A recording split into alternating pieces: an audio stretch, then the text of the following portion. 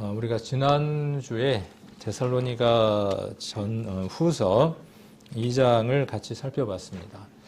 우리가 데살로니가 전서 2장 1절 그리고 히브리서 10장 24절 25절을 지금 좀 길게 반복하고 있고 오늘도 또 한 번 더 반복을 하게 될 겁니다. 무엇 때문에 그러느냐 하면 주님이 오실 때가 가까워져 가고 있고 또 주님이 오실 때가 가까워져 갈수록 사람들의 마음들은 오히려 더 느슨해지고 믿음 안에 있기보다는 진리가 아닌 것을 더 따르기 쉽기 때문에 우리가 봤던 그 대표적인 두 말씀들이 우리에게 무엇을 말씀하시느냐 하면 그러므로 마지막 때가 될수록 주님이 오실 때가 될수록 우리가 허리띠를 졸라 매고 근신하여서 더욱 모이는 일에 열심을 내야 합니다 하는 것을 서로 권하도록 하라 하는 이 말씀을 우리 성도님들에게 이야기하기 위해서 지금 오늘도 다시 한 번 더 반복하게 되고 또 그 부분들을 뒷부분들을 이야기를 하게 될 겁니다. 이전에는 우리가 모이는 일들을 참으로 많이 권면하고 권하고 또 강하게 이야기를 했습니다. 모임에서 떨어져 나가면 마치 죽는 것처럼 믿음 안에서 떨어져 나가는 것처럼 그렇게 우리가 알고 믿었고 그렇게 권했습니다. 근데 지금은 어떤 형편들 상황들을 너무나 많이 배려하고 기다려 주다 보니까 좀 이렇게 말하면 또 상처받아서 교회를 안 나오면 또 그거 고치려면 참으로 복잡하니까 참으로 건들지 말고 어쩌다 한 번씩 나오더라도 그냥 두게 이렇게 하는 마음들이 우리 안에 더 많기도 합니다. 참으로 지금 시대에 교회도 많고 또 복음도 있다고 하는 교회들이 점점 많아지다 보니까 또 실상 그렇기도 하고 그렇다 보니까 이 교회에서 조금 마음이 안 들고 이 교회에서 자기 마음대로 일이 돌아가지 않으면 또 다른 교회로 옮겨가고 하는 일들이 비일비재합니다. 혹 우리 교회 안에도 그렇습니다. 자기하고 생각이 좀 안 맞거나 또 자기하고 뭔가 감정에 골이 있거나 그러면 이전에는 참아냈죠. 왜냐하면 여기에만 복음이 있다고 생각을 했고 여기가 전부라고 생각을 했기 때문에. 그러나 지금은 뭐 여기에만 복음이 있나? 또 코로나로 인하여 많은 영상들을 유튜브로 보게 되죠. 또 비스무리한 것 같기도 해. 또 어떤 데는 보면 우리보다 더 시원하고 깔끔하게 이 얘기를 하는 것 같아. 그러니까 어떤 마음들이 드느냐 하면 까짓건 뭐 여기 있어봐야 별것도 없고 뭐 마음도 불편한데 뭐 거기 가서 좀 새롭게 한번 시작해 보든지. 근데 잘 됩니까 그게? 사단이 새가 그 씨를 물어 먹는 것 이렇게 쪼아 먹는 것처럼 그런 문제들이 많이 생깁니다. 그래서 올해 옛것을 버리고 새것을 입자라고 하는 주제로 우리가 올 한 해 동안 이렇게 주제 삼아서 살고 있는데 옛것은 어떤 것이냐 하면 모이기를 귀찮아하는 겁니다. 우리 안에 본성입니다. 그것이 쉬운 일입니다. 그런데 모임에 열심을 내고 모든 모임에 내가 빠지지 않도록 하는 일은 쉬운 일이 아닙니다. 내가 부지런을 내야 하고 열심을 내야 하고 모든 것들을 정리하지 않으면 미리 준비하지 않으면 모임에 참석하는 것이 어렵습니다. 하나님은 그 일에 분명 값을 치러주신다고 말씀하셨습니다. 보상해 주실 겁니다. 그래서 우리들 마음들이 그냥 때가 되면 모이는 그 모임이 아니라 이 날은 우리의 인생에 있어서 절대로 두 번 다시 돌아오지 않는 소중한 날입니다. 제가 제 인생의 철학이 뭐라고 말씀을 드렸냐 하면 새끼밥은 반드시 챙겨 먹자. 집사람이 좀 피곤하겠죠. 지금 그렇다는 게 아니고 또 이게 또 그대로 또 생각이 들면서 아유 목사님 우리 자매님을 굉장히 귀찮게 하더라. 새끼밥 다 챙겨 먹게 하면서 우리 자매님이 얼마나 힘들까 이렇게 생각하지 마시고 비유입니다. 그냥 새끼밥 챙겨 먹는 게 제 인생의 철학입니다. 왜? 오늘 못 먹은 밥은 일평생 돌아오지 않습니다. 그것은 내일의 밥일 뿐입니다.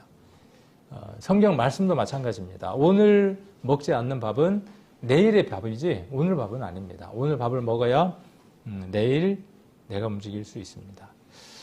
젊은 학생들은요 아침밥을 반드시 먹어야 한답니다. 그리고 그 밥을 먹어야 먹은 밥이 이제 오후쯤 점심때쯤 에너지가 돼서 뇌를 활성화시키고 무엇인가를 받아들일 수 있도록 준비를 한답니다. 그래서 아침밥 먹는 것이 굉장히 중요하답니다. 끼니 때 먹는 젊은 사람들에게 저처럼 이렇게 이제 좀 나이가 들면 하루 2끼만 먹어도 되고 어떤 때는 한 끼만 먹어도 돼요. 되더라고요. 왜냐하면 제가 그렇다는 겁니다. 왜냐하면 저는 육체적인 노동을 많이 하지 않으니까. 그러나 상황에 따라서 육체적인 노동이나 이런 것들을 많이 하시는 분들은 어떤 때는 3끼도 먹어야 되고 4끼도 먹어야 되기도 합니다. 중요한 게 무엇이냐 하면 자기의 그 활동하는 데에 에너지원으로 만들 수 있는 그것들이 무엇이냐 하면 음식물이라는 사실입니다.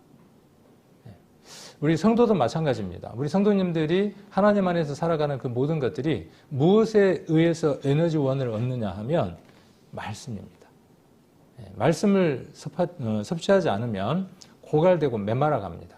그래서 아침에 밥을 먹지 않으면 오후에 뇌가 회전이 안 돼서 공부를 못하는 것처럼 제대로 집중을 못하는 것처럼 우리도 마찬가지입니다. 그래서 말씀은 날마다 읽어야 하고 예배도 어떠냐 하면 날마다 참석해야 합니다.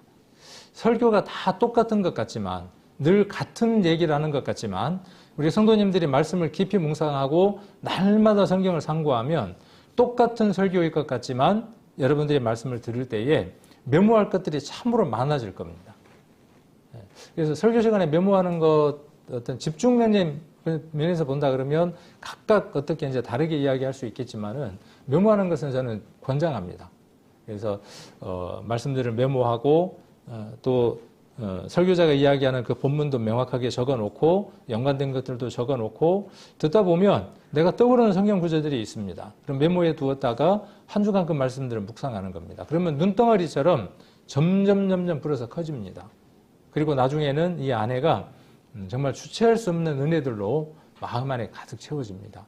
하나님이 여러분들에게 주시고자 하시는 것은 이 복입니다. 그리고 그 복을 어디를 통해서 하나님이 채워가시느냐 하면 이 예배입니다. 보여지지 않는 예배가 있다고 말씀을 드렸고 보이는 예배가 있다고 말씀을 드렸는데 우리의 보이지 않는 그 예배가 일상의 그 예배가 충만한 삶으로 은혜 가운데 살아가게 하시기 위해서 하나님께서 이 보이지 않는 예배, 그 예배를 하기 위해서 보이는 이 예배를 하나님이 권장하고 계신다는 것이죠. 그래서 그 모든 것들을 신구약을 통해서 우리에게 교훈하고 계신다는 사실입니다. 그래서 보이지 않는 예배는 무형의 교회인 저 세상 밖에서 우리가 모임을 갖는 것이죠. 세상 사람들과 함께 내가 있는 그 현장이 선교지가 돼서 그곳에서 내가 말씀을 전하고 복음을 전하는 그 보여지지 않는 예배, 무형의 교회 안에서 살아갑니다. 그리고 우리가 보여지는 이 예배, 그리고 이 예배를 통해서 우리가 보여지는 모임. 그래서 에클레시아와 그다음에 에피, 시나고게라고 하는 게 있다고 말씀을 드렸죠. 제가 뭐 다른 공부를 하니까 그 공부를 해서 여러분들에게 뭐 자랑하고 뭐 이렇게 하려고 하는 게 아니라 성경 속에 나와 있는 그 내용들이 우리가 이해하고 우리가 알고 있는 것과 동일하다. 왜 동일하냐? 원어의 내용도 그렇고 모든 성경의 내용들이 설교자가 설교하는 그 내용과 동일하다. 그러므로 우리 성도님들은 설교자의 설교로 듣는 것이 아니라 하나님이 내게 명하신 것으로 반드시 들어야 한다는 것을 입증하고 확인시키기 위해서 많은 말씀들 또 자료들을 여러분들에게 보여드리는 것입니다. 그래서 우리 성도님들은 예배에 자주 잘 어쩌다가 이렇게 참석하는 사람이 아니라 날마다 때마다 반드시 참석해야 됩니다라고 하는 이 말을 교회의 주일날 또는 수요일날, 목요일날 사람의 수가 많게 하려고 하는 목사의 의도다. 이렇게 파악하시면 잘 파악하신 겁니다. 안 놀라시네. 제가 틀리게 말했는데 잘못 파악하신 거죠. 그래서 우리 성도님들 마음들이 이 모이는 일에 정말 열정을 좀 더 냈으면 좋겠고 이런 열정들이 있다 보면 말씀들이 내 안에 더 많이 이렇게 채워지면서 해야 할 일들이 무엇인지 더 많이 알게 됩니다. 그래서 오늘도 이 말씀들을 통해서 한번 더 확인을 한번 해보겠습니다. 자, 습관이라고 하는 것은 어떤 것을 습관이라고 말씀드렸냐 하면 오랜 기간 반복적인 삶의 패턴으로 고착화된 것을 가리켜서 습관이라고 이야기를 합니다. 요 성도님들 오시면 자기 자리가 있죠? 자기 자리가 있습니다. 그것도 뭐냐 하면 하나의 패턴된 루틴, 이 패턴화되어 있는 겁니다. 그래서 그 습관이 바뀌면 어떻죠? 습관이 바뀌면 낯설어. 이상해. 내가 아닌 것 같아. 그런데 그걸 통해서 사람은 성장하고 발전하는 것이거든요. 그런데 우리는 어떻게 하려고 하느냐 하면 가능하면 내가 그동안에 해왔던 곳 속에서 반복하기를 원하죠. 안전하니까, 편하니까. 그런데 세상을 바꾸었던 많은 사람들은 그 안주된 곳, 반복된 곳에서 새로운 곳을 향해서 찾아 떠났죠. 아메리카 대륙도 그렇게 해서 발견된 것이고 모든 것들이 다 그랬던 것처럼. 그래서 우리 성도님들도 뭔가 이렇게 긍정적인 사고들을 가지시면서 오랜 기간 반복되고 삶의 패턴이 고착화된 것 가운데에 뭔가 좀 지루하다, 고루하다, 뭔가 좀 바꿔봐야 되겠다는 그 생각들을 가지시고 한번 시도해 보시라고 하는 것이죠. 그래서 자리도 한번 바꿔보시고, 자리 바꾸면 죽죠. 자리 바꾸면 죽습니다. 그러니까 어떻게 해요? 안 바꾸지. 죽을 것 같으니까 안 바꿉니다. 한번 바꿔보시기를 바랍니다. 그래서 오랜 기간 반복된 삶의 패턴을 바꿔야 될 필요가 있습니다. 그래서 좋은 습관은 형성하기가 참으로 어렵고, 11배 노력을 해야 겨우 바꿀 수 있다. 그렇게 이야기를 했는데, 지난번에 말씀드리기를 그 나쁜 습관을 바꾸려고 수고하고 애쓰는 것보다는 차라리 좋은 습관을 상정을 하고, 설정을 하고, 그 좋은 습관을 집중하고 반복하는 데에 노력하다 보면 나쁜 습관들은 많이 사라진다. 이렇게 말씀을 드렸습니다. 내가 드라마를 보고 TV를 보는 나쁜 습관을 갖고 있다. 그게 습관이면 나쁜 겁니다. 습관 그 다음 단계가 뭡니까? 습관의 단계를 넘어선 게 뭐예요? 중독이에요. 제가 설탕 중독에 걸렸거든요. 제가 그렇게 생각하는 거예요, 제가. 다른 사람이 그렇게 이야기하는 게 아니고, 제가 설탕 중독에 걸렸어요. 근데 중독이라고 생각하지 않으면 문제가 안 되겠죠. 그런데 그렇게 생각하지 않는 것이 몸을 망가뜨린다. 그럼에도 불구하고 방치한다. 이건 문제가 있는 거죠. 자기 몸을 자기가 방치한 거니까. 우리 신앙생활도 마찬가지죠. 그래서 제가 이제 지난주에 거룩한 욕망, 거룩한 습관 이야기를 하면서, 그럼 나는 뭐 하나 실천해 볼 수 있을까? 그래서 이제 하나 실천해 보려고 하는 게 뭐냐 하면, 제가 약간 고지혈증이 있어서 약을 먹고 있거든요. 나중에 여러 문제들이 생기겠죠. 그러면 당을 줄이는 게 당이 피를 끈적끈적하게 하니까 한번 버려봐야 되겠다. 그래서 조금씩 줄이면 좋겠죠. 2개 먹었던 거 하나로 줄이고 하루에 3번 설탕 먹었던 거를 1번으로 줄이고 그러면 좋겠죠. 근데 잘 안 돼요. 그렇게 해갖고는. 제 방법은 그래요. 그래서 어떻게 결정을 했느냐 하면 아예 끊자. 아예 끊자. 대단한 일인데 다 안 놀래시네. 예, 대단한 일인데. 끊자. 그렇게 결정을 하고 끊었어요.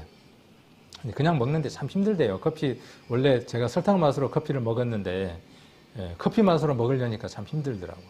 아예 이제 끊었어요. 근데 되게, 어렵더라고요. 근데 그걸 끊어야 된다고 생각할수록 어떠냐 하면 더 어려운 거예요. 그러니까 제가 커피에 설탕을 넣어서 마시는 습관을 갖고 있는 게 아니라 분석해 보니까 뭘 갖고 있냐 하면 중독돼 있는 거예요. 내가 그동안에 몰랐던 거죠. 그게 만일에 중독되지 않은 거다 그러면 쉽게 끊어지는 거예요. 아무런 문제가 안 되는 거예요. 내가 드라마를 자주 보고 TV 보는 것에 내가 아주 익숙해 있어. 그게 지금 습관이 돼 있어. 근데 TV를 껐어. 껐는데 이게 이상한 거예요. 아까 자리 옮긴 것처럼. 그러면 어떤 상태냐 하면 중독 상태입니다.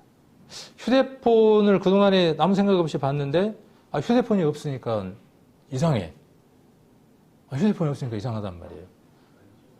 안절부절 막. 네. 그럼 어떤 상태냐 하면 휴대폰을 잘 쓰는 습관을 갖고 있는 게 아니라 지금 휴대폰이 어떤 상태냐 하면 내게 중독의 상태예요. 많습니다. 예를 들어서 제가 그렇다는 겁니다. 근데 그것을 끊으려고 할 때, 내가 그것을 멀리 하려고 할 때 그것이 멀리 되지 않는 상태다 그러면 중독의 상태입니다. 아주 심한 중독의 상태입니다. 많습니다. 근데 그런 것들을 우리가 발견하지 못하는 것들이죠. 그래서 커피도 안 마시면 좋겠다 그 생각이 들었는데 커피 안 마시면 또 안 될 것 같고, 그러니까 중독이죠. 커피 중독이죠. 네, 많아요. 아주 많습니다. 소소하지만 많은 것들이 있어요. 그리고 그것들이 내 삶에 있어서 내 삶을 망가뜨리는 결정적으로 나쁜 습관과 중독들이 있어요. 예를 들면 도박이겠죠. 또 마약이겠죠. 부정적인 여러 가지 것들이 있을 수 있습니다. 우리는 그런 것들을 어떻게 생각하느냐 하면 죄악시하고 그것이 우리의 삶을 좀먹지 못하도록, 지배하지 못하도록 애씁니다. 그런데 아까 그 소소한 작은 것들, 그 포도원을 허는 작은 여우처럼 그 소소한 것들에 우리가 중심을 갖지 못하고 우리 인생을 망쳐버릴 때도 많고 시간 소비할 때도 많습니다. 휴대폰을 들면 유튜브에서 나하고 관계없는 것들이 참으로 많아요. 물론 오염수가 방류됐어요. 우리가 좀 관심을 갖기는 해야 하겠죠. 그러나 내가 거기에 어떤 방법으로 어떻게 한다고 할지라도 바꿀 수는 없잖아요. 근데 그거 관심 있으니까 어떻게 해요? 제가 그러겠죠. 어떻게 알겠어요? 제 경험이니까. 쭉 올리겠죠. 올리면서 어떻게 합니까? 누군가의 내가 편이 되어지는 거죠. 이렇게 말하는 건 잘못된 거야. 저렇게 말하는 건 잘못된 거야. 내가 정죄하는 자로, 심판하는 자로 있습니다. 그 시간이 유익한 시간일까요? 예를 들어서 그런 거예요. 예를 들어서 지금 말씀드려보는 겁니다. 그러면 TV도 마찬가지고 여러 많은 부분들이 우리에게 유익한 시간들이 있고 무익한 시간들이 있습니다. 무엇이 과연 우리를 유익하게 만들까? 그런 생각들 한번 해보시라고 이번에 이 말씀들을 여러 차례에 걸쳐서 말씀을 드리고 있는 겁니다. 말씀을 읽는 것이 우리에게 얼마나 유익할까요? 참으로 유익합니다. 그 말씀 읽는 습관, 말씀을 안 읽었더니 눈에 막 가시가 돋치고 입에 가시가 돋치고 그래야 될 거 아닙니까? 말씀을 안 읽으면 말씀을 읽는 것이 습관이 되고 말씀을 읽는 것이 좋은 중독이 됐으면 말씀을 안 읽으면 어떻게 했어요? 막 안절부절 못하고 해야 될 거 아닙니까? 그런데 말씀을 읽는 것이 이상하고 말씀을 읽으려고 하는 것이 뭔가 좀 부자연스럽고 그렇다 그러면 우리는 그리스도인으로서 가장 기본이 되어져야 하는 양식을 먹는 일에 우리가 조금 문제를 갖고 있다. 그 조금의 문제가 결론은 큰 결과를 낳는다는 거죠. 그래서 말씀을 읽지 않으면 우리 성도님들 문제가 있는 겁니다. 말씀 읽지 않으면. 제일 중요한 게 말씀이니까. 그래서 하루에 5분, 10분 그 시간을 마련해서라도 말씀을 읽는 그것이 필요하죠, 우리에게. 지금 그런 마음이 들죠. 5분, 10분 뭐 별것도 아닌데. 근데 5분, 10분 돼요, 안 돼요? 하루에 5분, 10분 날마다 됩니까, 안 됩니까? 좀처럼 어렵습니다. 하루에 5분, 10분 그 작은 것을 시작해서 반복되게 그 일들을 시작하고 있는 사람은 시간이 점점 늘어날 겁니다. 그래서 이렇게 권면해 주는 사람이 하루에 5분, 10분 성경 꼭 보십시오 라고 말하는 그 말이 5분, 10분만 읽으라고 하는 말이 아니라는 걸 알게 될 겁니다. 제가 이제 몇 분들에게는 그렇게 권면도 드리고 또 말씀도 드렸어요. 먼저 앞선 분들 보시면 성경도 많이 아시잖아요. 부럽잖아요. 내가 할 말이 없잖아요. 그런데 걱정하지 마십시오. 토끼와 거북이 아시잖아요. 그들은 토끼처럼 멀리 가 있는지는 모르지만 우리 이제 구원받은 우리 성도님이 토끼처럼 매일 꾸준히 5분, 10분 그분들은 멀리 갔기 때문에 때로는 간혹 성경을 볼 수도 있어요. 근데 내가 매일 조금씩 반복되는 그것들이 틀림없이 토끼보다 앞선 삶을 만들어낼 겁니다. 근데 제가 쉬운 말을 해드렸지만 쉬운 말 결코 아닙니다. 5분, 10분 보는 것 결코 쉬운 일이 아닙니다. 그래서 좋은 습관, 우리의 삶을 분명히 바꿉니다. 그리고 반복적인 훈련이 필요합니다. 하나님이 구약 성경을 통해서 말하시는 전체가 무엇이냐 하면 내가 거룩하니 너희도 거룩하다인데 그 거룩함 속으로 이스라엘을 들어가게 하는 과정들입니다. 그래서 그 일들이 반복적으로 끊임없이 이루어지죠. 그래서 400년 동안 노예 근성을 가졌던 그들을 40년이라고 하는 짧은 시간 동안에 400년에 비해서는 짧죠. 그러나 우리 인생길에 있어서 40년은 꽤 긴 시간이기도 하죠. 어쩌면 우리가 지금 40년 동안 만나를 먹는 훈련의 기간입니다. 신광야, 그 다음에 친광야, 신광야에서 친광야, 바란 광야에서 그곳에서 38년을 뺑바퀴를 돌죠. 며칠이면 들어갈 수 있는 그 약속의 땅인 가나안 땅을 그들의 불순종, 하나님 말씀에 순종하지 못함으로 40년이라고 하는 긴 세월을 그들이 광야에서 허비합니다. 그러나 성경을 읽어보면 그것이 허비가 아니라 그들이 더욱 하나님의 백성이 되기 위해서 가나안 땅에 들어가서 그들이 말씀대로 살아가기 위한 준비의 시간이라는 것을 알 수 있습니다. 우리가 비록 구원받고 난 이후에 우리의 시간들이 허비된 것 같지만 그렇지 않습니다. 하나님은 그 시간들을 통해서 여전히 이스라엘을 광야에서 그렇게 이끄셨던 것처럼 구원받고 난 이후에 구원 전에 하나님 우리를 이끄시지 않으셨을까요? 구원받기 전에 하나님 우리를 버려두셨을까요? 그렇지 않습니다. 구원 받았을 때나 구원받지 않았을 때나 하나님은 여전히 우리를 사랑하시고 여전히 우리를 이끌어가고 계십니다. 구원받고 난 이후에는 하나님의 자녀로서 때로는 부드럽게, 때로는 엄하게, 때로는 더욱 강하게 우리를 빚어가시죠. 하나님의 일을 하게 하기 위해서. 그래서 반복적인 훈련이 우리에게 필요하고, 그래서 이 광야 40년의 기간을 그들은 어디에서 보내느냐 하면 이곳에서 38년이라고 하는 긴 세월을 뺑받기만 돕니다. 그리고 여기 신광야가 있죠. 신의 산. 여기 신광야에서 처음으로 무엇을 받느냐 하면 만나라고 하는 맛난 것을 받습니다. 만나라고 하는 아주 맛있는 걸 받습니다. 성경 말씀도 만나입니다. 아주 맛있는 말씀이에요. 그래서 만나가 갖는 여러 가지 비유적인 교훈들이 있습니다. 그래서 식량입니다. 만나가 그들의 식량이었던 것처럼 아침에는 만나로, 저녁에는 메추라기라고 하는 고기로 그들을 배를 채웠습니다. 얼마 동안을요? 40년 동안. 그들이 일하지 않아도. 자, 소비시아는 그렇게 필요한 양만큼 거두는데 아침까지만 남겨두는 겁니다. 아침까지 남겨두지 말아야 하는 거죠. 그러니까 1인분의 식량인 겁니다. 하루에. 성경 말씀도 마찬가지입니다. 내가 오늘 읽은 말씀은 오늘의 것입니다. 내일 영양분이 될 것 같아요? 그렇지 않아요. 하루 양식입니다. 그래서 성경을 만나로 그렇게 비유하기도 합니다. 그래서 단 하루분의 양식만. 6일에는 그 다음 날이 안식일이므로 갑절을 취하라고 말씀하고 계셨고, 만나를 먹은 기간은 가나안 땅에 들어가기 전까지. 우리가 이 말씀을 언제까지 들어야 할까요? 언제까지 배워야 할까요? 주님 만날 때까지입니다. 그때는 우리가 거울로 보는 것처럼 지금 희미했지만 말씀을 읽는다고 할지라도 하나님의 뜻에 우리가 완벽한 지식을 갖느냐 하면 그렇지 못합니다. 더듬는 것처럼, 감 잡는 것처럼, 누가 좀 더 많이 감을 잡았냐? 가을이 아닙니다. 감 잡는다 그러니까. 감을 얼마큼 잡았느냐?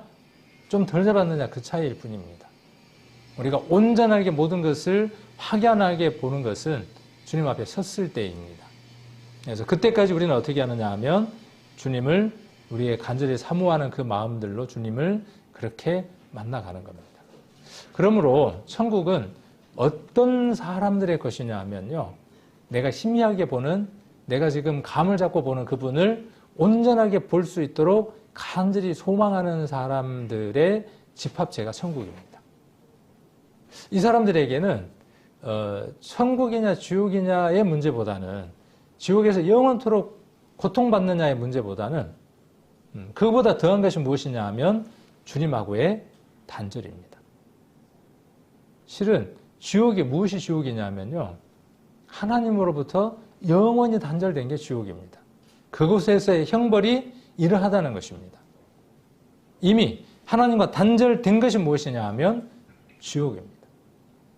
그분하고의 관계가 회복되어져서 그분의 자녀이고 그분의 신부이고 그분을 위한 삶을 살아가는 사람들이라면 이미 그들에게는 무엇이 이루어져 있느냐 하면 천국이 이루어져 있는 사람입니다. 그러므로 그들은 지옥의 형벌을 두려워할 필요가 없습니다. 두려워하지도 않습니다. 그리고 무엇을 간절히 소망하느냐 하면, 연애하는 사람들은 무엇을 원하느냐 하면 헤어지지 않고 영원히 살기를 원하는 것처럼 우리도 간절히 원하는 소망이 무엇이냐 하면, 지금부터 다 떨어졌다가 하잖아요. 주님을 온전히 하는 것 같기도 했다가, 내가 주님을 잘 섬기는 것 같기도 했다가, 어떤 데 보면 내가 주님을 배반하는 사람, 유다보다 더한 사람, 베드로보다 더한 사람으로 내가 살아가기도 하고, 세상의 빛의 소금의 역할을 하는 것보다는 정말 그리스도의 은혜를 가리는 사람으로 살아가는 것 같기도 하고, 그렇게 부탁 떨어졌다 하는 정말 오라 나는 공부한 자로다라고 하는 그 말, 탄식이 매일 나올 수밖에 없는, 그래서 주님이 나와 온전히 하나가 돼서 주님과 떨어지지 않고 싶습니다라고 하는 그 간절한 소망 가운데 살아가는 것이 저와 여러분이 아닌가 하는 생각을 합니다. 이러한 소망들은 말씀을 먹지 않으면 이 소망이 자기 안에 강하게 형성될 수 없습니다. 이것은 말씀을 읽을 때입니다. 이것이 두려워서 말씀을 안 읽는 사람도 있을 수 있어. 그렇게 간절하면 세상 것 다 버려야 되니까 미리 그것이 걱정이 돼서. 그런데 이 안에 있으면 세상 것보다 더한 것이 이것입니다. 값으로 살 수 없는 것이니까. 그러니까 구원받은 그리스도인들은 이것을 소망해야 하고 이것을 간절히 원해야 하는 것이죠. 그래서 그때를 여러분들이 간절히 원하는 것이고, 천국은 어떤 곳이냐 하면 그분과 함께 영원히 있는 게 천국입니다. 지금은 간혹 그분은 나와 함께 하시지만 내가 간혹 그분으로부터 멀어졌다가 붙었다가 하는 걸 반복하는 거죠. 그런 불완전한 것이 아니라 완전한 상태로. 그리고 집중하고 반복하는 겁니다. 우리 성도님들이 이게 필요해요. 성경 이 거룩한 습관 갖기 위해서는 하나를 정하고, 작은 것 하나를 정하고 집중하고 반복하는 게 필요합니다. 그래서 예수님도 거룩한 습관을 갖고 계셨고 그것을 반복하셨다, 그렇게 말씀하셨습니다. 모세도 그랬고 여호수아도 그랬고, 성경의 모든 내용들이 무엇이냐 하면 이스라엘을 반복 훈련시켰다는 겁니다. 그래서 반복 훈련만큼 좋은 게 없습니다. 설교도 분석을 해보면 결국 버킹검이에요. 이야기하는 주된 내용이 무엇이냐 하면 우리가 어떻게 살아가야 하는 내용들을 가지고 본문과 예제와 전개가 다를 뿐입니다. 자, 그리고 반복을 통해서 좋은 습관이 축적돼야 원래대로 돌아가지 않습니다. 그래서 예배 한두 번 참석하는 것 목표로 삼았다가 다시 돌아가는 이유가 무엇이냐 하면 그것이 온전하게 축적되어 있지 않기 때문에 그래요. 습관이 어디까지 넘어가도록, 오늘은 조금 더 심화되는 거네요. 중독이 돼야 돼, 중독. 그래서 금단 현상이 나타나야 돼. 이렇게 금단 현상이 이런 거잖아요. 술 먹는 사람들이. 말씀을 안 읽으면 정말 집 밖을 나갈 수 없는 그런 상태가 되어져야죠. 말씀을 언제 읽는 것이 가장 좋을까요? 1번 새벽같이, 2번 할 일 다 한 다음에 낮에, 3번 저녁에. 언제일까요? 가장 이른 새벽에 내가 내 눈이 세상에 더럽고 추한 것들을 다 쳐다보기 전에 내 이 혼이 깨어서 세상 것들에 대한 모든 걱정들을 다 담고 난 다음이 아니라 그 모든 것들을 담기 전에 새벽에 그런 습관들 한번 가져보면 좋겠죠. 그런 마음이 생기죠. 그런데 잘 될까요? 제가 설탕 끊는 것처럼 잘 될까요? 설탕 얼마나 달콤하고 좋습니까? 분명히 좋은 것이라는 것을 알면서도 쉽게 되지 않는 것처럼 그 일을 하려고 하면 할수록 사단은 더 많은 내 마음 안에 갈등들을 불어넣어 줄 겁니다. 그래서 반복하는 겁니다. 그리고 반복을 생명처럼 여겨야 합니다. 그래서 거룩한 습관을 형성하는 데 중요한 것은 성실입니다. 성실. 성실이라는 말의 또 다른 단어가 신실입니다. 신실, 성실 다 한 집안 식구예요. 열심, 열정 다 그 집안 식구들이에요. 미움, 시기, 질투, 게으름, 나태 다 한 집안 식구입니다. 그 집안 식구를 어떻게 해야 돼요? 갈라디아서에서는 내어 쫓으라. 그 계집종과 자식을 어떻게 알아? 내어 쫓으라. 우리 안에 이전에 먼저 태어난 계집종과 자녀 이스마엘이 있습니다. 내어 쫓아야 돼요. 그래야 누가?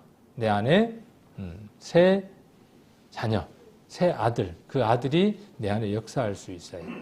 그래서 쉬운 일이면 왜 2번이나 걸쳐서 말씀을 드리겠습니까?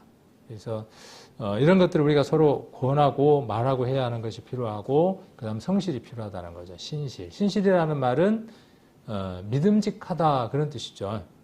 이게 좀 더 우리가 우리 용어로 풀어서 이야기를 해보는 거예요. 성실, 신실. 좀 어렵단 말이에요. 근데 그 말을 믿음직하다라는 말로 우리가 바꿀 수 있다고요. 그래서 자꾸 이제 원어를 쓰는 이유가 왜 그러느냐 하면 피스토스라는 단어가 신실, 성실 같은 단어입니다. 믿음직하다 같은 뜻입니다.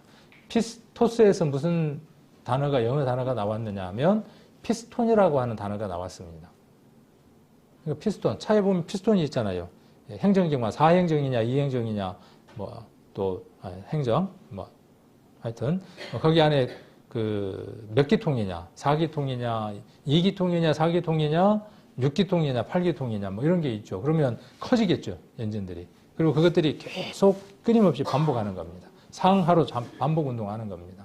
그게 신실한 겁니다. 그러니까 그리스도인들은 집하고 교회를 일정한 시간에 반복하는 사람들이죠. 물론 직장도 가지만 그리스도인들에게서 최고 중요한 왕복 운동, 피스톤 운동이 무엇이냐 하면 집과 교회인 겁니다. 그렇죠. 그 운동. 그래서 옆집 사람들이 시계를 맞출 수 있어야 돼요. 그렇죠. 주일날 10시 반이구나. 어떤 사람은 또 11시에 나오는 분도 계시니까 11시로 옆집이 맞출 수도 있겠네. 근데 우리의 예배 시간은 공적인 예배 시간은 10시 40분부터죠. 그리고 우리가 좀 더 일찍 와서 이곳에서 묵상으로 모든 예배를 준비하면 더없이 좋겠죠. 그래서 목표를 40분으로 정하는 게 아니라 10시 정도에 아니면 더 일찍 오면 좋죠.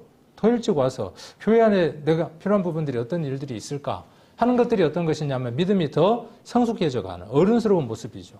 아이들은 집에 잔치가 벌어져도 그냥 먹는 거에만 관심이 있습니다. 오늘 음식을 뭘 하는데 내가 뭐 맛있는 거 먹을까? 이게 아이들의 모습이고 잔치가 벌어져도 주일날 잔치 벌어졌습니다. 어른들은 뭐 하느냐 하면 오늘 손님이 올 텐데 그 손님을 내가 어떻게 맞이해야지? 우리 어머니 아버지가 많이 바쁠 텐데 내가 뭐 좀 일손을 도울 게 뭘까? 이게 뭐냐 하면 이제 중학교, 고등학교 들어가면 하는 일이죠. 철이 좀 들어가는 모습이죠. 이게 그리스도인들의 모습들이 그런 모습들이 되어져야 하겠다라는 생각을 합니다. 오늘은 이 동심과 두려움에 대한 내용들을 조금 개괄적인 것들을 이야기를 하고 다음에 또 더 이어서 내용들을 전개해보는 시간들을 갖도록 하겠습니다.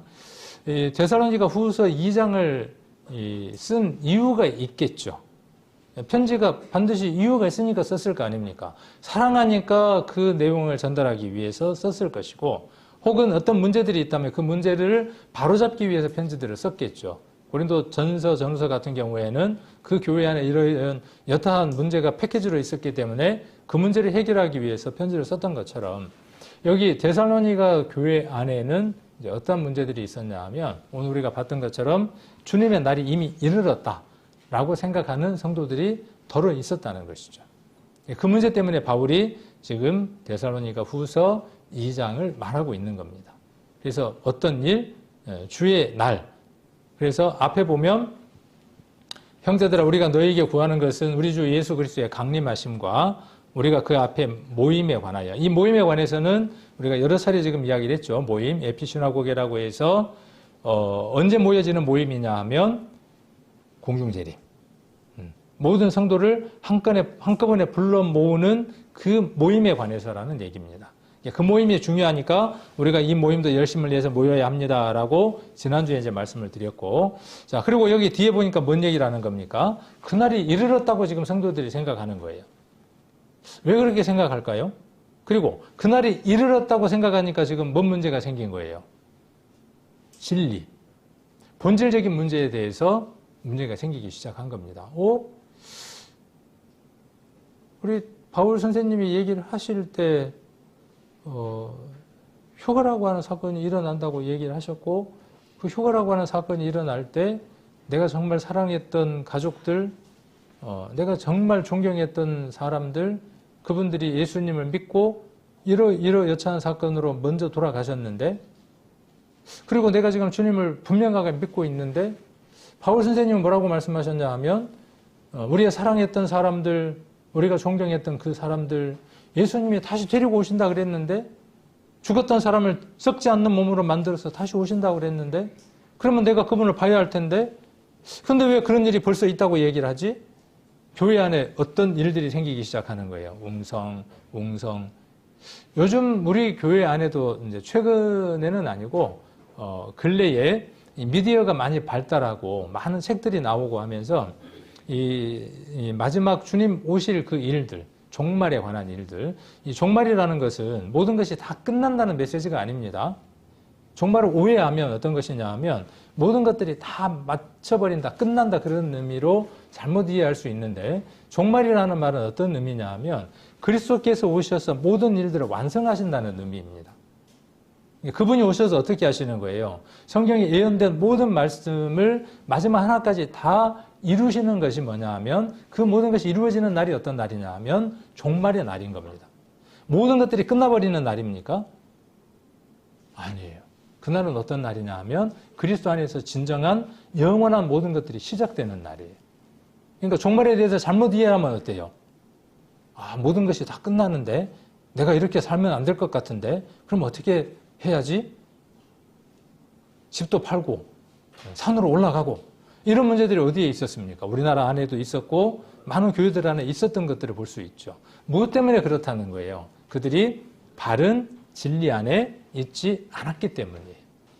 그래서 제가 이 말씀을 이렇게 이제 선정한 이유가 무엇 때문에 그러냐 하면 우리 교회 안에도 이런 부분들로 조금은 동요가 있을 수 있기 때문에 예를 들면 구원받은 그리스도인들이 666표를 받느냐 마느냐 이런 문제들 그런 문제에 있어서 이전에는 그리스도인들은 666표를 받을 이유가 전혀 없다 이렇게 우리가 믿고 받아들였다면 근래에 유튜브나 이런 곳에서 이 페이크가 살짝 있잖아요. 그런 곳에서 구원받은 그리스도인들도 환란을 거쳐야 하고 그러므로 666표를 주는 그 시간에 우리가 들어갈 수 있는데 그럴 때 성도들이 믿음을 지켜서 순교하지 않으면 구원을 받지 못한다 하는 내용들이 교회 안에 조금씩 들어와 있는 부분들도 없잖아 있습니다. 그래서 그런 부분들을 우리가 조금은 바로잡고 성경적인 부분들로 정리를 해서 참 믿음 안에서 살아가야 될 필요들이 있기 때문에 오늘을 시작으로 해서 말씀들을 쭉 나누고 또 자료들을 한번 또 공유하고 그런 시간들을 갖도록 하겠습니다. 2장 1절로 2절의 번역본들을 한번 보면 새 번역입니다. 새 번역을 보시면 형제자매 여러분 우리 주 예수 그리스도께서 다시 오시는 일과 우리가 그분 앞에 모이는 일을 두고 여러분에게 간청합니다. 그러니까 주님 오셨다고 하는 그 일들이 교회 안에 있기 때문에 지금 바울은 데살로니가 교회에 무엇을 이야기를 하느냐 하면 이런 일들 때문에 당신들이 지금 흔들리고 있고 복잡한데 이 일에 대해서 내가 이야기하려고 합니다. 라고 서두를 이야기하는 것이죠. 2절 여러분은 영이나 말이나 우리에게서 받았다고 하는 편지에 속아서 이 말이 제가 처음에 잘 이해가 안 되더라고요. 2장 2절에 나와 있는 영으로나 말로나 혹은 우리에게서 받았다는 편지로나 그래서 이 영이나 또 말이나 편지가 도대체 뭐지? 이런 그 궁금증이 좀 있었거든요. 근데 다른 분들한테 물어보니까 제가 이해력이 좀 떨어지더라고요. 제가 좀 이해력이 떨어지고 이렇게 물어보니까 다른 분들은 곧장 뭐라고 이야기하시느냐 하면 여기에 영과 말과 편지는 교회 안에서 이야기하는 영과 말과 편지가 아니라 다른 영, 다른 말들, 다른 편지들입니다. 라고 이렇게 바로 이야기를 해서 확실히 제가 좀 문해력이 좀 떨어지는 사람이구나 그렇게 생각을 했어요. 저는 이걸 보니까 이해가 돼서 그래서 영이나 말이나 우리에게서 받았다고 하는 편지에 속아서 주의 날이 벌써 왔다고 생각하게 되어 마음이 쉽게 흔들리거나 당황하는 일이 없도록 하십시오. 또 여기 현대어에는 좀 길게 풀어놨어요. 의역을 했어요. 직역이 아니라 의역을 했는데 형제 여러분 우리 주 예수 그리스도께서 다시 오시는 일과 주께서 우리를 불러 모으실 일에 대하여 여러분에게 간곡히 당부하겠습니다. 사랑하는 형제들이여 주님의 날이 이미 시작되었다는 뜨는 소문에 당황하거나 흥분하지 마십시오. 어떤 사람들이 이 일에 관한 환상을 보았다거나 아까 영으로나 하는 것을 이렇게 이야기를 했습니다. 그리고 특별한 말씀을 받았다고 하더라도 아까 말로나 그 말입니다. 또 가짜 편지를 가지고 아까 우리에게서 받았다는 편지로나 하는 말입니다. 가짜 편지를 가지고 마치 내가 보낸 것처럼 꾸며대더라도 그것을 믿지 마십시오. 이렇게 이야기를 하고 있습니다. 그러니까 바울은 내가 분명하게 주님이 다시 오시는 시점, 그 안에 어떤 일들이 있을 것인가에 대해서 내가 분명하게 이야기해 주지 않았냐. 그런데 다른 사람이 와서 내가 영적인 계시를 받았다. 내가 말씀을 자세히 한번 읽어보니까 말씀 속에서는 이렇게 되어 있더라. 이렇게 말하는 자들도 나올 것이고, 또 내가 성경을 자세히 묵상을 해보니까 이때가 이때더라. 그렇게 말하는 사람도 있을 것이다. 지금 유튜브가 많이 그렇죠. 그 안에 좋은 자료도 있고 긍정적인 것들도 있지만 아주 부정적이고 우리를 망가뜨리는 자료들이 많습니다. 그래서 우리 유튜브 볼 때에는 좀 조심이 필요합니다. 유튜브를 계속해서 보잖아요. 그러면 어떤 주제를 갖고 내가 유튜브를 검색을 하면 굉장히 똑똑합니다. 유튜브가. 여러분들이 좋아하는 것들을 계속 추천 목록으로 올려줍니다. 여러분들이 예를 들어서 이 관절에 관계된 걸 검색을 했어. 내가 관절이 안 좋아서 관절에 대해서 좀 알아보겠다. 유튜브에다 검색을 하고 몇 개 영상을 보기 시작을 하죠. 그러면 맨 위에 다음날 내가 유튜브를 검색할 때 띄우면 홈에 무엇이 뜨느냐 하면 내가 봤던 것들이 나오고 관심 있는 것들이 자동으로 올라옵니다. 그래서 그걸 끊임없이 보게 됩니다.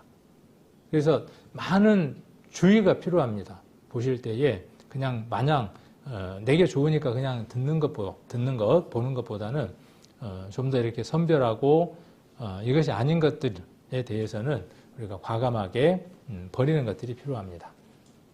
그래서 지금 시대에는 어떤 것들이냐면 내가 유튜브에서 봤다 이거예요. 교제할 때 뭐라고 이야기하느냐 하면 유튜브에 너 그 유명한 목사님 알잖아. 나 알아. 그 목사님 알아. 근데 그 목사님이 요한계시록을 강의할 때 이렇게 이야기를 했거든. 그 목사님이 어떤 분이냐. 유학도 갔다 오고 모르는 게 없는 사람이잖아. 근데 잘 알잖아. 근데 그분이 뭐라고 이야기하느냐 하면 이 계시록에 대해서 666에 대해서 휴거에 대해서 이렇게 이야기를 했어. 그러면서 이제 살짝 뭐라 그러냐 하면 우리 교회 목사님은 학벌도 좀 떨어지잖아. 아는 게 좀 별로잖아. 자, 이런 게 뭐냐 하면 말로나예요. 말로나. 그렇죠? 말로나. 그래서 믿음을 더해주는 게 아니라 믿음을 흔드는 역할을 하는 거예요. 자기 믿음도 현재 어떻게 되어져 있고 자기 믿음도 이제 나이가 들어서 치아가 흔들려서 빠지려고 하는 것처럼 자기 믿음도 지금 치아 흔들리는 것처럼 흔들리고 있고 또 다른 사람의 믿음도 어떻게 하는 거죠? 함께 흔들어서 빠지게 만드는 겁니다. 그래서 무엇을 듣든 그 들은 것이 성령 안에서 믿음 안에서 우리가 보는 그 말씀 속에서 동일한가 하는 그 점검들이 필요하고 그런 다음에 교제가 필요한 겁니다. 자, 여기 이 에피시나고게 지난번에 한번 말씀을 드렸죠. 이 말씀은 마태복음 24장 31절에 보시면 제가 큰 나팔 소리와 함께 천사들을 보내리니 저희가 그 택하신 자들을 하늘 이 끝에서 저 끝까지 사방에서 모으리라. 그러니까 에피시나고게라고 하는 말이 성경에 많이 쓰였는데 절반은 어떻게 쓰였냐 하면 모임, 회합, 수집. 여기 위에 수집. 어떤 것들을 모아드린다라고 하는 단어로 무엇이 쓰였느냐 하면 에피시나고게라고 하는 단어가 쓰였습니다. 그러니까 성도들을 어떻게 하는 거죠? 모집해드리는 거예요. 모아드리는 거예요. 그런 의미로 에피시나고게라고 하는 말이 쓰여졌고 그 다음에 신자들의 회중, 신자들의 모임이라는 말로는 2번 쓰였다고 말씀을 드렸습니다. 히브리서 10장, 그 다음에 데살로니가 지금 우리가 보고 있는 2장 1절 이렇게 딱 2번 이렇게 쓰여졌습니다. 그래서 이런 부분들을 우리가 좀 이해할 필요가 있고 그래서 10장 25절에 모이기를 피하는 어떤 사람들의 습관에 대해서 우리가 한번 살펴본 적이 있습니다. 자, 그 다음 강림이라고 하는 단어입니다. 강림. 이 강림이라고 하는 단어는 임함, 도래함 이런 뜻으로 쓰였습니다. 오심, 강림, 임함 이렇게 쓰였고 그것이 있다, 존재한다 이런 뜻으로 이 단어가 쓰였는데 이 단어의 발음이 어떻게 되느냐 하면 파루시아라고 이야기를 합니다. 파루시아. 그러니까 이 파루시아라고 하는 이 헬라어 단어는 어떤 특별한 의미를 담고 있는 단어입니다. 그래서 이 단어를 한번 우리가 살펴보면 베드로후서 1장 16절에 주 예수 그리스도의 능력과 강림하심을 그러니까 바울만 이 예수님이 다시 오실 파루시아에 대해서 이야기한 것이 아니라 많은 사도들이 이미 무엇을 이야기를 했느냐 하면 주님이 다시 오실 것에 대해서 많은 사도들이 이야기했다는 사실입니다. 왜 그러냐 하면 그분의 스승 되시는 예수님이 무엇에 대해서 말씀하신 분이니까 부활에 대해서, 휴거에 대해서, 강림에 대해서 말씀하신 분이기 때문에 그의 제자들은 당연히 무엇을 말할 수밖에 없느냐 하면 그분이 다시 오실 것, 어떤 일들이 있을 것, 그분이 또 어떻게 오실 것에 대한 얘기를 당연히 할 수밖에 없죠. 그래서 베드로 후서에서도 베드로가 강림하심이라고 하는 단어를 썼고 이 단어가 파루시아라고 하는 단어를 썼다는 것. 그래서 이 파루시아라고 하는 단어가 제가 헬라어를 이야기하는 이유가 무엇 때문에 그러냐 하면 모든 단어가 발생했던 원인들을 갖고 있어요. 우리 한자를 보면 한자도 사람인 자가 어떻게 만들어졌는가 하는 그 글자가 만들어진 사연이 있죠. 사람인 자가 어때요? 혼자 서 있을 수 없으니까 무엇인가 이렇게 기대고 있는 것을 그려놓은 것이 사람인 자죠. 숲을 임자도 마찬가지고 그런 것처럼 언어에는 그 각각의 나라의 언어에는 그 언어가 형성되기까지의 과정이 있고 그 과정 속에서 어떤 특별한 의미들이 부여가 됩니다. 하나님이 히브리어를 선택하신 목적이 있고 헬라어를 선택하신 목적이 있으시겠죠. 그때에 예수님 오셨을 때에 그 나라에 지배되었던 나라의 말, 당했던 지배를 했던 나라의 말, 또 로마의 말, 라틴어, 또 그들을 사상적으로 지배하고 있었던 그리스어, 헬라어, 히라버 똑같은 말입니다. 그 말을 하나님이 사용하시는 데에는 이유가 있다는 것이죠. 이 단어도 여러 단어들이 함축되어지고 그 다음에 나눌 수가 있는데 철저하게 어떻게 되어져 있느냐 하면 조직적인 의미들을 갖고 있는 단어입니다. 그래서 하나님의 뜻을 복음을 가장 잘 표현할 수 있는 언어. 성경에 기록되어 있는 많은 내용들, 복음에 관계된 것들, 그리스도에 관계된 것들, 많은 것들을 좀 더 폭넓게 전달할 수 있는 언어를 선택했을 때 우리가 그리스어, 헬라어를 말할 수 있다라고 이야기를 합니다. 그래서 이 파루시아라고 하는 말은 출현, 그 다음에 오심, 강림, 뒤에 왕의 귀환. 이 말이 중요해서 제가 이걸 뽑은 겁니다. 그래서 왕의 귀환이라고 하는 말을 쓸 때 그들이 어떤 말을 썼느냐 하면 파루시아라고 하는 단어를 썼습니다. 그러니까 그 시대에 왕이 오게 되면 점령지에, 그렇죠? 점령지에, 피정복지에 누가 가게 됩니까? 왕이 가게 됩니다. 아니면 이곳이 왕이 있었던 곳인데 왕이 무엇을 하느냐 하면 정복을 나갑니다. 그렇죠? 왕이 정복을 나가겠죠? 그리고 어떻게 하느냐 하면 왕이 돌아옵니다. 그 용어가 어떤 거냐 하면 이 파루시아라고 하는 용어입니다. 그래서 너희도 길이 참고 마음을 굳게 하라. 주의 강림이 가까우니라. 이 강림으로 번역된 파루시아는 왕의 귀환이라는 의미로 사용된 명사이고 말하자면 왕만이 그 나라의 모든 상황을 평정할 수 있는 유일한 소유주이기 때문에 그렇습니다. 그러면 이걸 어디에다가 차용했다는 거예요? 예수님이 다시 오시는 강림에다가 이 단어를 차용했다는 거예요. 그러면 그 시대의 사람들은 어떤 거예요? 아, 왕이 오면 그때 모든 것들을 다 바로잡지. 왕이 귀환하게 되면 이 모든 것들이 다 평정이 되지. 그들은 어떻게 생각했다고요? 그렇게 그들이 생각했던 단어를 이 단어에다가 차용했다고요. 말씀을 기록했던 그들이. 그래서 파루시아라고 하는 단어를 들으면 그들은 자연스럽게 뭘 떠올리는 거죠? 왕이 정복하러 떠나고 이 혼잡한 문제, 이 모든 것들을 그분이 오셔서 말끔하게 다 해결하시는. 그래서 그 왕이 도착하여 다스려야 한다는 생각에 녹아있는 전문 용어입니다. 현대인들에게 종말은 무겁게 들릴 수 있지만 주님은 분명히 오신다는 사실입니다. 지금 나와 함께 하시는 주님은 재림으로 오실 왕이신 주님의 표상입니다.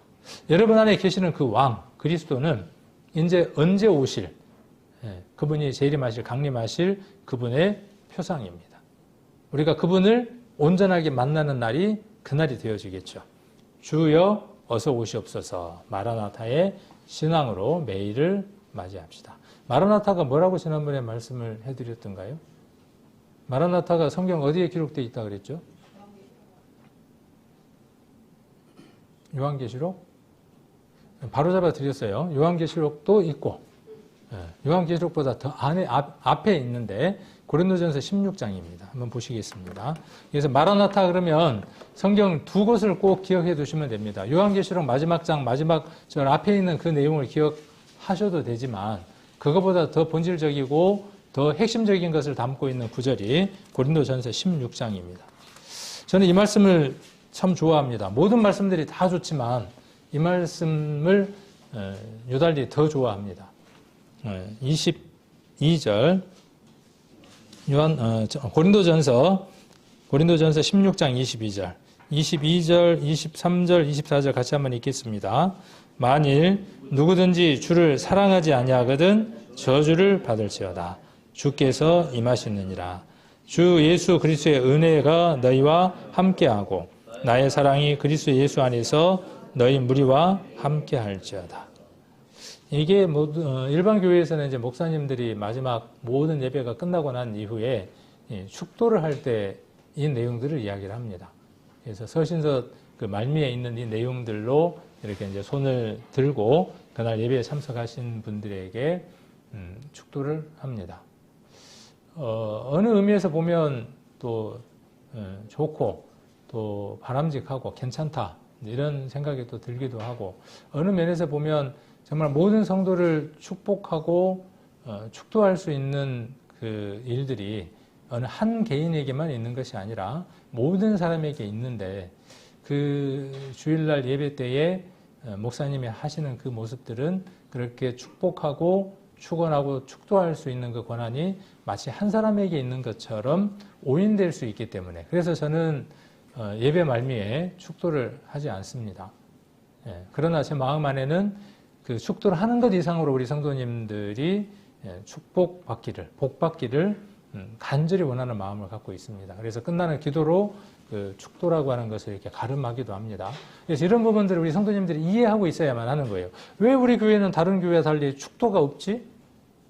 그렇죠? 우리 교회는 왜 다르지? 다른 모든 교회들은 끝나면 이렇게 축도를 하는데 왜 우리 교회에는 목사가 나와서 축도를 하지 않지? 이런 부분들에 대한 그 생각들이, 그러한 마음 또 그러한 성경적인 배경 속에서 우리가 축도라고 하는 것들이 조금은 부담스러운 면들이 있다라고 이렇게 이해되어져 있구나, 우리 성도님들이 아실 필요가 있습니다. 그 교회는, 그 단체는 그들의 믿음 속에서 그 성경을 그렇게 이해하기 때문에 그들은 그렇게 행하는 겁니다. 우리는 우리의 믿음 속에서 우리가 보는 성경의 말씀의 본질들이 있기 때문에 우리는 그 부분들을 제하고 우리의 모습들로 이렇게 신앙생활을 하는 겁니다. 그래서 거기는 하는데 우리는 왜 안 하냐?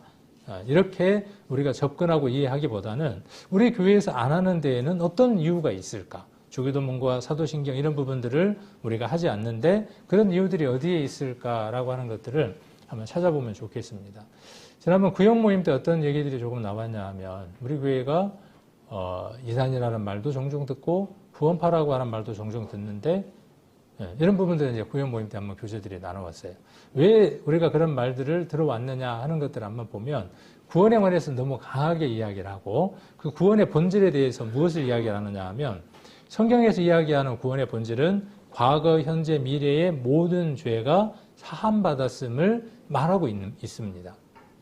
그러니까 죄가, 언제까지의 죄가 해결됐다고 이야기하느냐 하면, 우리가 태어나기도 전에, 우리가 이 세상에 존재하기도 전에 그리스도께서 이 모든 것들을 다 해결하셨고, 그 믿음 안에 있을 때 영원한 구원이 이루어진다라고 말하는 것이 성경의 본질입니다.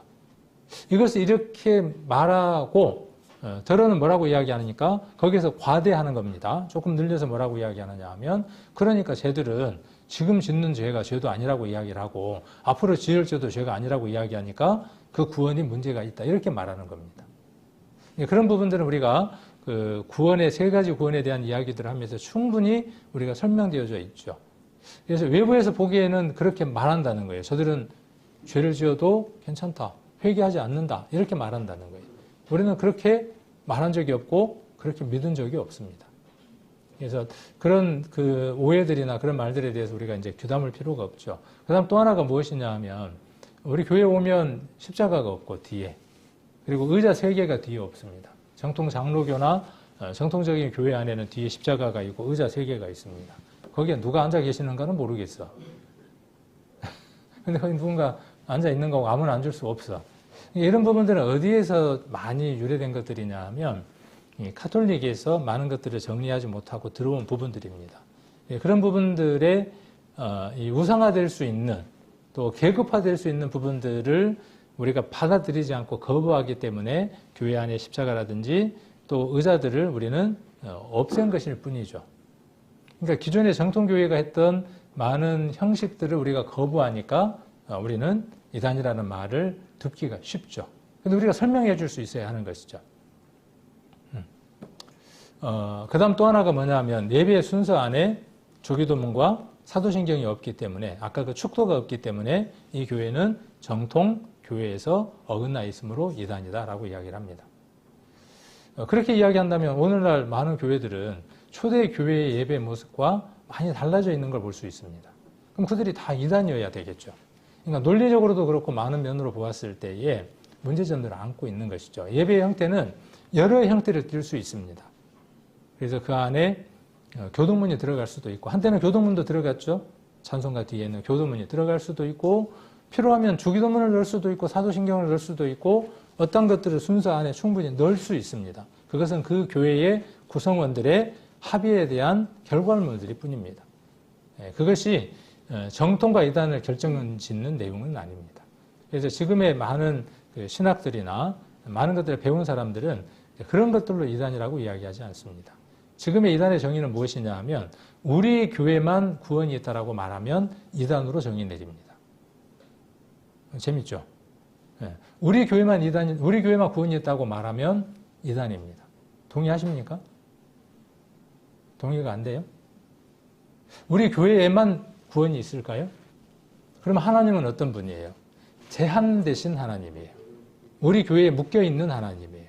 하나님은 모든 사람이 구원받기를 원하신다고 말씀하셨는데 그러므로 우리 교회에도 하나님이 역사하셔서 구원받는 사람이 있을 수 있고 모든 사람들 가운데에 A라는 교회, B라는 교회, 아프리카 어디든 구원받는 사람이 있을 수 있어야 그 말씀이 진실인 겁니다.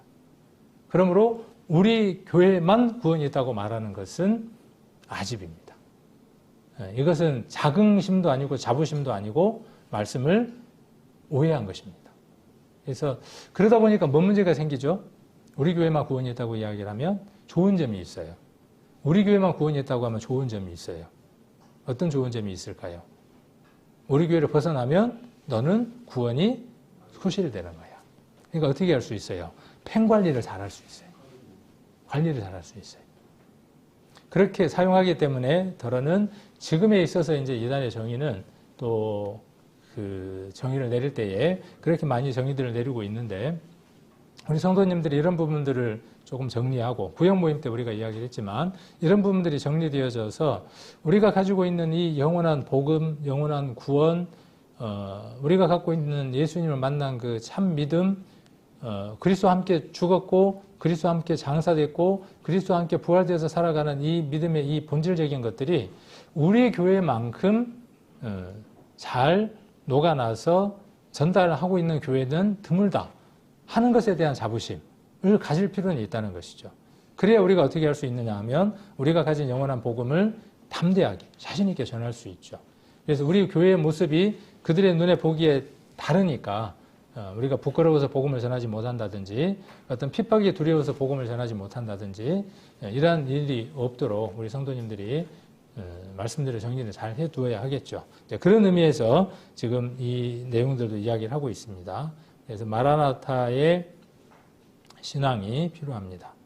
오늘 시간이 많이 가버렸습니다. 12시가 넘어버려서 이 뒤에 있는 내용들에 대해서 이 주의 날, 그 다음에 강림하시는 것 이런 부분들에 대한 것들은 다음에 조금 더 정리를 해서 다음 달에 한번 정리를 해서 말씀을 드리도록 하겠습니다. 참고 삼아서 말씀을 드리면 매주 첫 주 제가 말씀이 정해져 있고 매주 첫 주에는 만찬이 있기 때문에 당분간은 주어지는 대로 매주 첫 주는 만찬에 관계된 말씀들을 찾아서 이렇게 교제를 나누고 있습니다. 그리고 그 외의 주에는 말씀이 이렇게 연결되어져서 말씀들을 우리 성도님들하고 함께 나누고 있으니까 말씀들을 쭉 이어서 한번 정리를 하고 마음 가운데 받아들여 주시면 좋을 것 같습니다. 다음에는 주님이 오시는 이 휴거라고 하는 부분과 그 다음에 주님이 다시 재림하시는 그 지상 재림하시는 그 재림 그리고 그 사이에 어떤 일들이 있는가 그리고 예수님이 공중 재림하시기 전에 어떠한 일들이 있고 예수님이 지상 재림하시기 전에 어떠한 일들이 있는가 하는 것들을 한번 우리가 교제를 해본다면 데살로니가 후서 2장에서 바울이 이야기하려고 하는 내용과 동일한 내용이 됩니다. 그래서 바울이 지금 데살로니가 후서 2장 3절부터 쭉 8절까지 이야기를 하고 있는데 이 부분의 내용이 7년 환란이 시작될 때의 얘기인지 7년 환란 중간의 얘기인지 7년 환란 끝의 얘기인지 우리 성도님들이 한번 묵상을 해보셔도 좋을 것 같아요. 그래서 그런 부분을 우리가 교제를 나누고 또 소망들을 더 갖는다면 더욱 좋을 것 같습니다. 뒷부분에 대한 내용들은 다음에 또 교제를 하도록 하겠습니다. 같이